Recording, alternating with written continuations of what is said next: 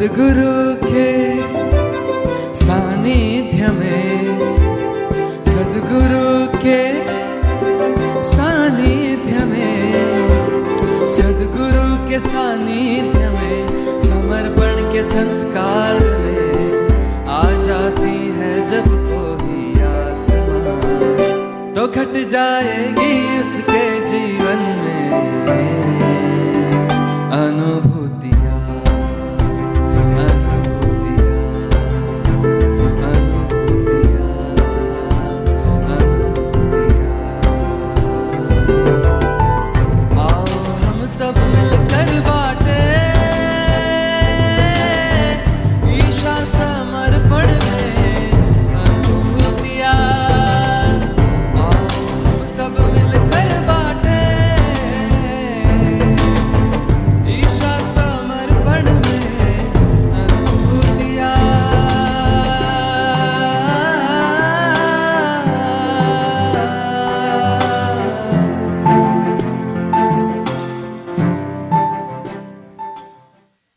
सूक्ष्म स्वरूप से उपस्थित गुरुदेवना मारा कोटि कोटि वंदन। वंदनीय गुरु माना चरणों में हमारा कोटि कोटि वंदन। सर्वे साधक भाई बहने हमारा जय बाबा। मेरा नाम भिखुभाई ठकराल है। मैं गुजरात अमरेली से रहने वाला हूँ और मैं 9 दिसंबर 2016 से समर्पण ध्यान से जुड़ा हूँ। एक मेरा मित्र था योगेश भतरैया, गायत्री परिवार वाला। उसने मुझे प्रेरणा दी कि बाबा यहाँ अमरेली में आ रहे हैं तो उसको दर्शन करना जरूर आना। उसका दर्शन करना एक सौभाग्य की बात है। भिखुभाई जरूर आना, आपको अच्छा लगे तो अगले दिन भी आना, पर एक बार दर्शन करता जरूर आना। बस इसी बात को मैं मानकर 9 दिसंबर 2016 में शिविर जब हुई तब मैं शिविर स्थल पर पहुंचा। जो मैंने शिविर स्थल के गेट पे ये मेरा पैर रखा, वहाँ से मेरी अनुभूति शुरू हो गई। 1 लाख साधक बैठ सके इतना बड़ा ग्राउंड, इसमें सुखड़ की खुशबू इतनी तेजी से आ रही थी। और बाबा जी आए और उसने अपने अध्यात्म यात्रा की पूरी कहानी सुना दी। बाबा जी ने अपने जीवन की किताब खुली रख के सब साधक के सामने रख दी। उससे मैं बहुत प्रभावित हुआ और बाद में गुरुजी ने 10 मिनट ध्यान करवाया। तब मुझे गुलाब की खुशबू आने लगी और मेरे सहस्त्रधार चक्र पर कुछ हलन चलन होता रहता था, ये मैंने महसूस किया। वैसे ही 3 दिन मेरी अनुभूति हुई, सुखड़ की खुशबू, गुलाब की खुशबू। और शिविर 3 दिन की पूर्ण करने के बाद मैं रोज़ 7:30 से 8, 8:30 बजे सुबह में उठता था। लेकिन मैंने जब से शिविर अटेंड की तब से मैं 5, 6 बजे उठने लगा और मेरे सारा दिन स्फूर्ति वाला जाने लगा। फिर दूसरी शिविर 5 मार्च 2017 में चित्तर रोड पर अंशशाला सेंटर में हुई। पहली शिविर मैंने जब अटेंड की थी मुझे ऐसी आशा थी कि मेरे परिवार वाले भी समर्पण ध्यान में जुड़ जाए।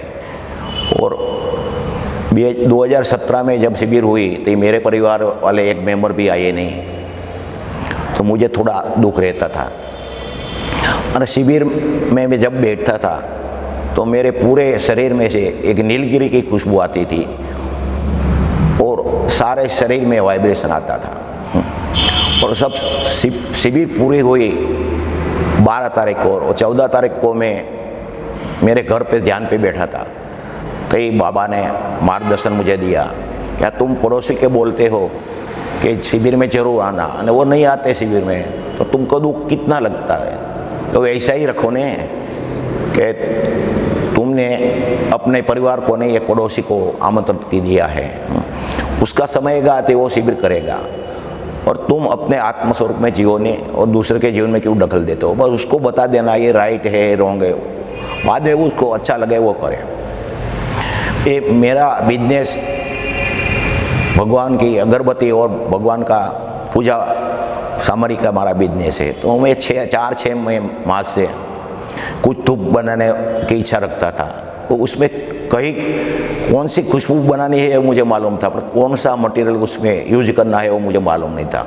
तो 14 तारीख को बाबा ने वही भी बता दिया कि ये इस मटेरियल का तुम उपयोग करो तो वो अच्छा हो जाएगा, और वो धूप अच्छा ही बन गया। फिर 2 साल पहले मेरी बड़ी दीदी सूरत में रहती है, वो पूरी तरह से जल गई थी और मुझे अमरेली समाचार मिला कि दीदी पूरी तरह से जल गई है। मैं मेरे घर पे एक व्यवहारिक बाबत से मेहमान आने वाले थे, तो मैं सूरत जा भी नहीं सकता था। तो मैंने बाबा को प्रार्थना की, सूरत वाला जो है आप संभालो, मैं यहाँ 1 दिन के बाद सूरत जाऊँगा। और मुझे दीदी की जल जाने का समाचार मिला, पर मुझे कुछ चिंता नहीं हुई, टेंशन नहीं आया, मेरा एक अणु भी हिला नहीं। और दूसरे दिन में सूरत पहुंचा और दीदी की स्थिति देखी तो पूरे सर के बाल से पूरे शरीर जल गया था। और मैंने देखा ये मेरी दीदी है, वो तो 6-7 मास पहले अच्छी नहीं होगी। तब मैंने प्रार्थना लिखवाई कि मेरी बड़ी दीदी बहुत जल गई है, वो जल्दी ठीक हो जाए, ऐसी प्रार्थना लगाई। पर मैं वहाँ दवाखाने में भी सुबह में वेला उठ जाता था, झाड़ू पोता लगा के ध्यान में बैठ जाता था। तो सब डॉक्टर लोग है, नर्स स्टाफ है, सब दर्दी देखते थे कि ये बाबा ध्यान कर रहे हैं। सब मुझे अच्छी तरह से मेरे साथ बातचीत करते थे और सबका बहुत बड़ा सहयोग था। और बाद में क्या हुआ कि मुझे ऐसा लगता था कि 6-7 मास लग जाएगा दीदी को ठीक होने के लिए। फिर एक बाबा की कृपा हुई, चमत्कार हुआ कि मेरी दीदी 21 दिन में ठीक हो गई और उसको वहाँ से रजा दवाखाने में दे दी। और मेरा भांजा है, वो प्राइवेट सर्विस करता था, 9-10 हज़ार उसका पगार था, वो मीडियम क्लास का था। तो उसना सेठ ने बोल दिया था कि मेयर है कि उसको मिल के आना। तो मेयर ने चिट्ठी लिख दी थी। तो जब दीदी को दवाखाने से छुट्टी दी, तब दवाखाने का बिल आता है, तब वो चिट्ठी दवाखाने को मेरे भांजे ने दी, तो उसका सारा बिल माफ़ कर दिया और दवाखाने का 1 पैसा का भी खर्च नहीं लगा। ये बाबा की दूसरी मरी ऊपर कृपा थी। और जब से मैं समर्पण ध्यान से जुड़ा हूँ, तब से मेरे जीवन में शांति शांति शांति। बाबा कहते हैं कि शरीर है तो समस्या तो आएगी, तो वो समस्या से मैं बहुत घबरा जाता था। अब कोई भी समस्या आए मैं हिलता भी नहीं, हो पूरी श्रद्धा बाबा पे रखता हूँ। बस सभी साधकों को मेरा जय बाबा स्वामी, जय।